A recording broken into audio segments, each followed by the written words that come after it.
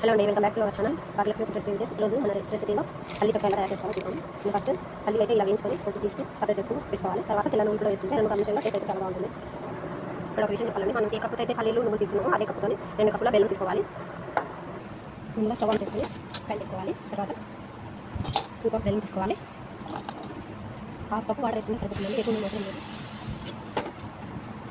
ఎక్కువ వాటర్ వేసుకున్నా ఏం అవ్వదు, కాకపోతే పాకం రావడానికి టైం పడుతుంది. సిమ్లో పెట్టుకొని బెల్లం అంతా బాగా కలుపుకోవాలి. ఇలా మధ్య మధ్యలో గెరటి తీసుకుని కలుపు సిమ్లో బెల్లం అంతా కరిగే వరకు సిమ్లోనే పెట్టుకొని ఉడికించుకోవాలి. ఇప్పుడైతే కొద్దిగా నీళ్ళు వేసుకోవాలి. వేసుకుంటే టేస్ట్ చాలా బాగుంటుంది. పాకం వచ్చిందా లేదో చూద్దాము.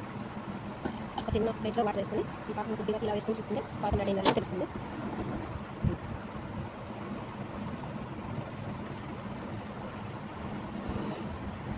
పాకం అయితే రెడీ అయిపోయిందండి.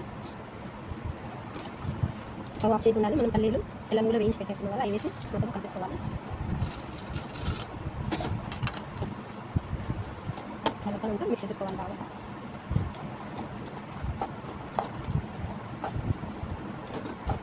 స్టవ్ ఆఫ్ చేసుకుని కొద్దిగా వేడిగా ఉన్నప్పుడే మనం రెడీ చేసుకుని చేయి ఇలా ఉండలు చేసుకోవాలి.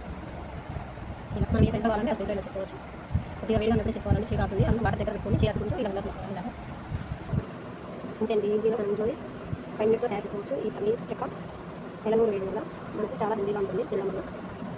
ముందుగా ఏమైనా వీడియో చూస్తున్నట్టయితే సబ్స్క్రైబ్ చేసుకోవడం మర్చిపోతుంది. అండ్ చూస్తున్నారు కానీ లైక్ ఇవ్వడం లేదు. మీరు లైక్ మాకు చాలా పెద్ద మోటివేషన్గా ఉంటుంది. తప్పకుండా లైక్ చేయడం మర్చిపోతుంది. థ్యాంక్ యూ అండి. మీ ఫ్రెండ్స్ అండ్ ఫ్యామిలీస్ కూడా షేర్ చేయండి.